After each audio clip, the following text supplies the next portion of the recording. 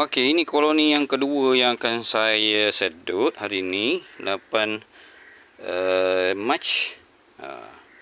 Ramai pula penghuni dia. Koloni ni nak kata garang tak garang sangat, sederhana lah. Di dalam kategori jinak jugalah dia ni. Dia punya ni nampak.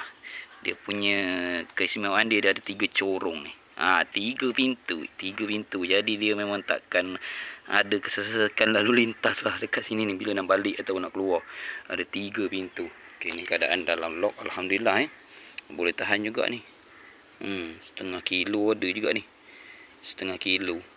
Biasa dia ni memang kalau dulu dia kurang aktif. Mungkin ni ada ratu baru kot. Sebelum ni kantung dia kecil-kecil tu. Jenis kecil-kecil. Mungkin ni dah bertukar dengan ratu baru. Sebenarnya kita boleh dapat cam perubahan koloni. Ni koloni baru ni. Mungkin ratu baru. Sebab dia punya kantung besar-besar. Kalau dulu kantung ala besar-besar jari kelingking pun tak ada.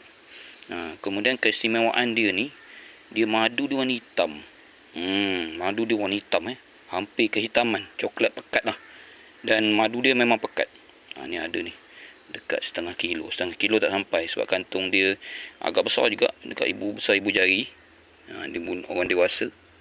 Kalau tengoklah gambar ni mungkin kita tengok tu saya ukur tengok. Ada jugalah yang kecil.